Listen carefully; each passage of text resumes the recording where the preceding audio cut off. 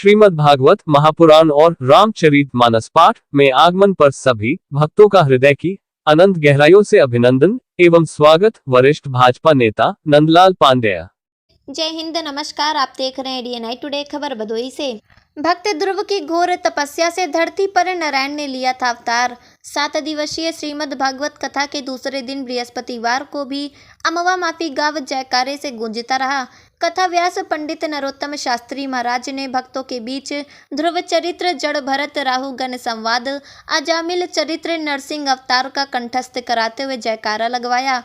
बताया कि विष्णु पुराण में भक्त ध्रुव कथा का विशेष महत्व है। उत्तानपाद की 2 रानियां थी। बड़ी रानी का नाम सुनीति और छोटी रानी सुरुचि थी। सुनीति को एक पुत्र ध्रुव और सुरुचि को भी एक पुत्र था जिसका नाम उत्तम था। ध्रुव बड़ा होने के कारण राजगद्दी का स्वाभाविक उत्तराधिकारी था, पर सुरुचि अपने पुत्र उत्तम को पिता के बाद राजा बनते देखना चाहती थी। इसी कारण रानी सुरुचि ध्रुव और उसकी मां सुनीति से ईर्ष्या कर राजा उत्तानपाद को अपने मोह माया के जाल में फंसाकर ध्रुव और सुनीति को उत्तानपाद से दूर कर दिया।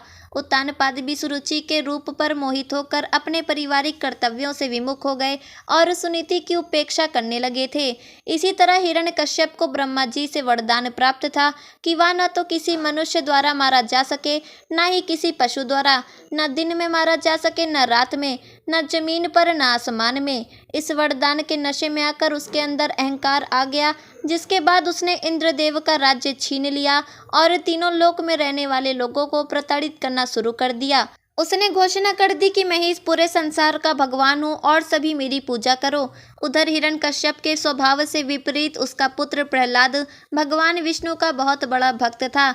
पिता के लाख मना करने और प्रताड़ित करने के बाद भी वह भगवान विष्णु की पूजा करता रहा।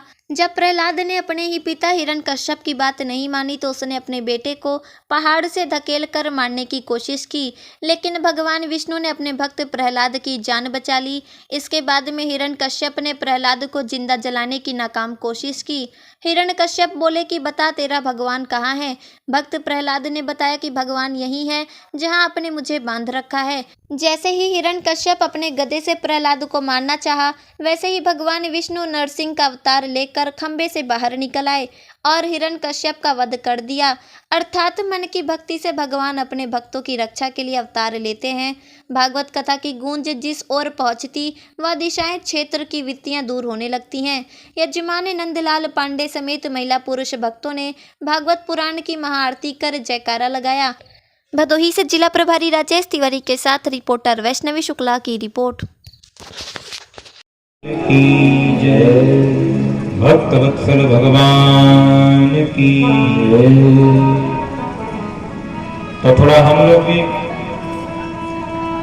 ध्यान को एकाग्र करते हुए, मन एकाग्र करते हुए अपने प्रसंग पर अपना ध्यान लगाएं। सुखदेव जी महाराज ने क्रोध को जीत लिया। अब दूसरी परीक्षा थी कि उन्होंने काम जीता है कि नहीं।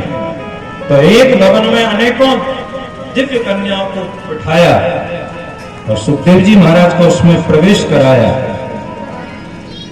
देखें, हजारों कन्याएं आलिंगन कर रही हैं, दृष्टिपात कर रही हैं। उसके बाद में भी सुखदेव जी महाराज के मन में तनिक भी क्षोभ उत्पन्न नहीं हुआ। जनक जी महाराज के पास में बुलाया, यह बालक तो बड़ा अद्भुत है। सुखदेव जी ने पूछा, भगवान मैं एक प्रश्न लेकर के आया हूं, क्या? बोले जीवन मुक्त कौन है? तब जनक जी कहते हैं, बोले जीते जी जिसने क्रोध को जीत लिया हो, जीते जी जिसने काम को जीत लिया हो, वह संसार में चलता फिरता हुआ जीवन मुक्त ही है। इसलिए भगवान मैं आपको प्रणाम करता हूं। तब जनक जी महाराज ने पत्र लिखा, महाराज आपका बेटा तो बड़ा महान है, इसने तो क्रोध भी जीत लिया, काम भी जीत लिया। इसलिए पूरी भागवत संहिता श्री सुखदेव जी महाराज को व्यास जी ने पढ़ाई। ये तो भागवत जी की चर्चा है। अब भागवत में शौनकादिक महात्माओं ने प्रश्न किया, भगवान बोले अब मैं भागवत के प्रथम श्रोता परीक्षित का चरित्र सुनना चाहता हूं। परीक्षितोत्तरादर से जन्म कर्म विलापनम संस्थान च पांडु पुत्राणां वक्षे कृष्ण कथोदय।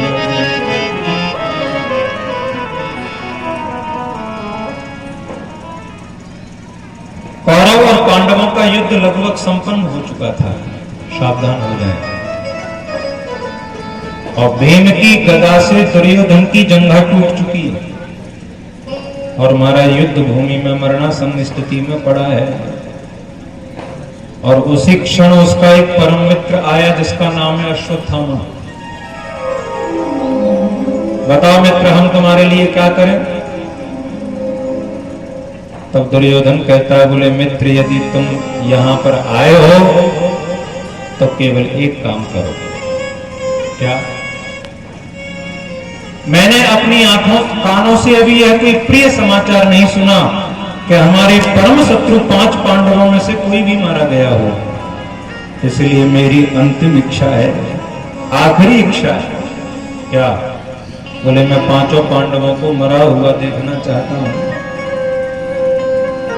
इसलिए एक बात याद रखना, दुष्ट व्यक्ति मरते मरते भी अपनी दुष्टता नहीं छोड़ता। उसको कितना भी शास्त्र सुना, उसको कितना भी समझा, उसका स्वभाव नहीं बदलता। कि इतने दिन हम लड़ चुके, गए पिता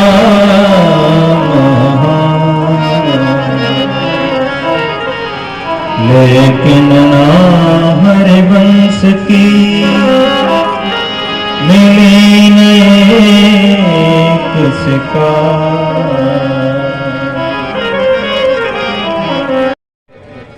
ऐसे आतताई का तो हुआ। मैंने तो आपसे समाधान पूछा था कि ऐसी स्थिति में मुझे क्या करना चाहिए, आपने और ब्राह्मण का वध केवल सुरक्षेण से, किसी ब्राह्मण की गर्दन काट दो तलवार से, उसकी हत्या कर दो। शास्त्र कहते हैं वपनम त्रिगुणादानम स्थान निर्यापनम तथा, कट जाए।